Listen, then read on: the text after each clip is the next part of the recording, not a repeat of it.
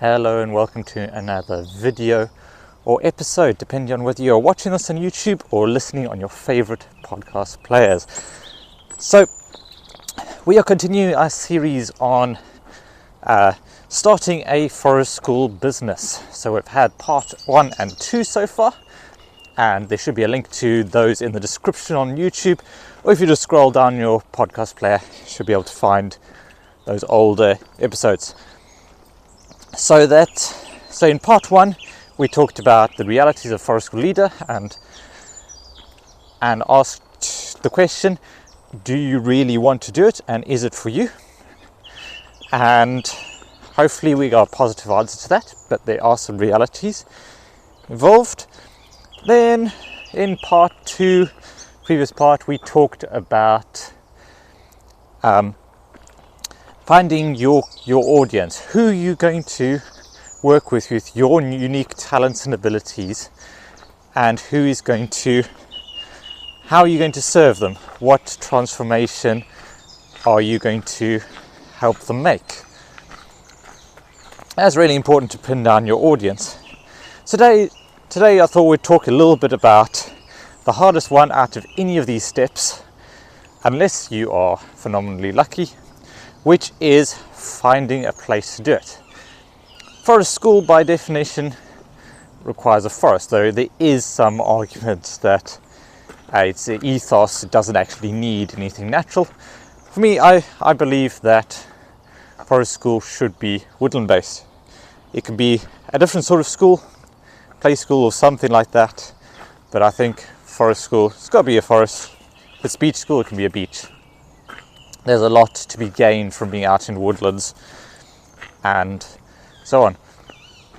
So finding a place to do your sessions. So finding somewhere where you have permission, because you need permission for your insurance to cover you. Most often it needs landowner's permission. So that'll either mean a private landowner, a organisation or charity or trust, or a council, a local government office. And those are the main places that you are going to be able to find venues. And I wasn't exaggerating when I said this is the hardest part. This is the part that I've struggled with the most.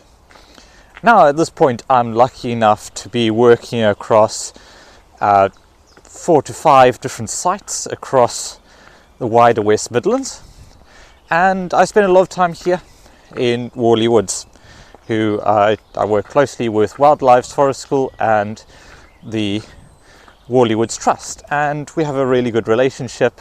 It's a fabulous woodland site. If you're watching the video, you can see you can walk along the edge of the golf course, and really happy and blessed to be here.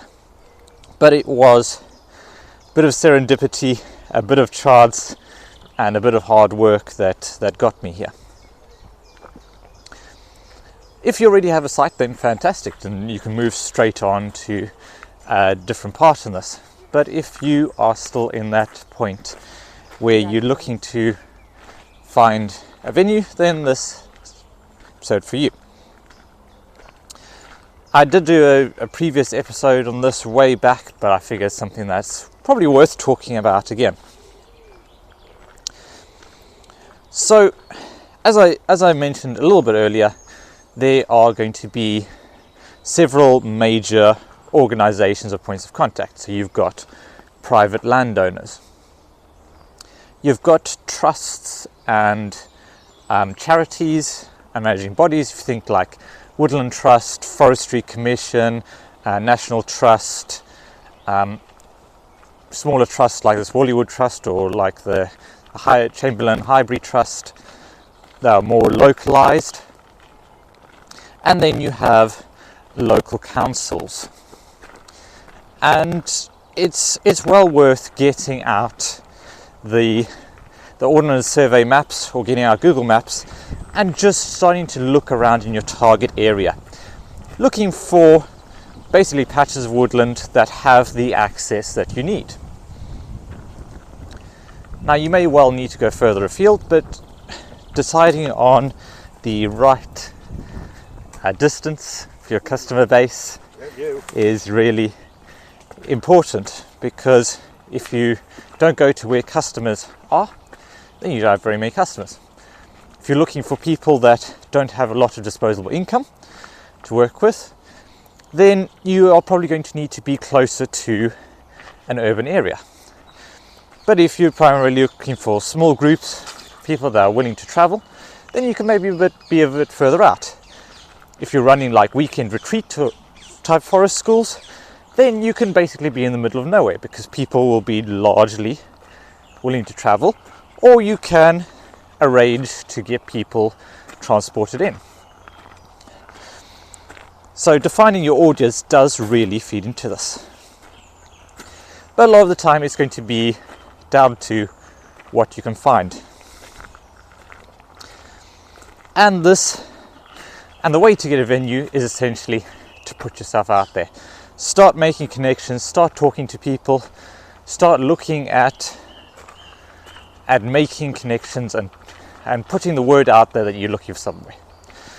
Because you are looking for where connections, luck and hard work meet.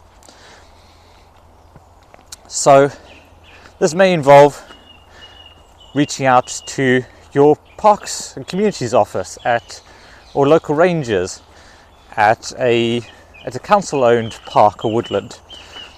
This is probably the easiest in terms of simplest, I would say, in terms of finding where to go and who to talk to, but probably the hardest in actually getting permission or getting any sort of response at all. So it's important to kind of go forward, at least try, because some councils will be very receptive and you'll get permission relatively easily. Others may well blank you for months or even years. So in that case, it really helps to kind of get talking to the people on the ground. Talking rangers, park staff, local managers of parklands, people who know who the action takers are, know who you have to go to actually get a proper conversation about this. So that means working your way up and finding an in and an email or a phone call, and then basically just hounding them non-stop until you get some sort of answer. Moving on, trust in organisations. Again, it helps to have an in. It always helps to have someone who knows how to contact, but it's worth having a look around for Woodland Trust, Wildlife Trust, RSPB. They may well be wanting a forest school program or know someone who will. So reach out to those, send them an email, drop in to talk to people at head offices. It's always a good idea to get in person if you can. Now, a lot of these will have restrictions on what you can and can't do, and will often need you to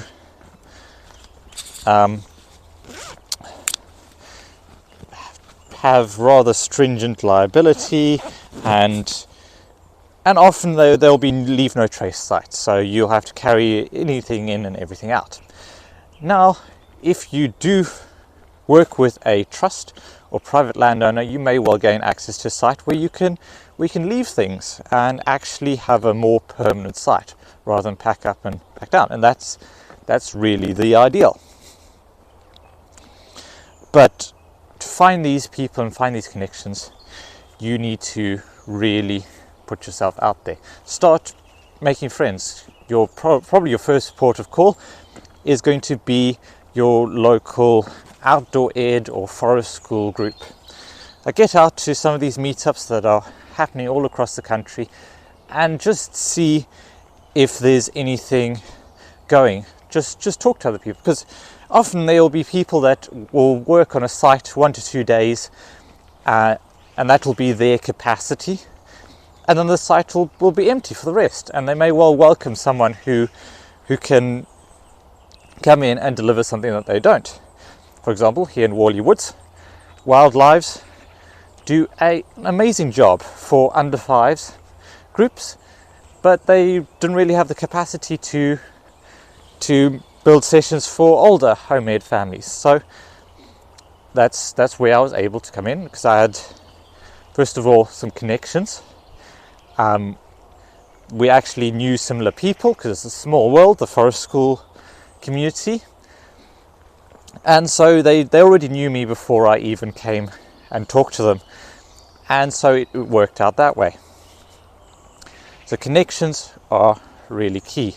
But this is something you should start really early on in the process. You may well go through steps after this, but this is the thing to take action on quite quickly. If you've already got you're committed to the business, and you are also you've also been able to define your target market and audience, then now's the time to start the process of finding a venue. So here's a couple of action items as we close out. First of all, just get out and go walking.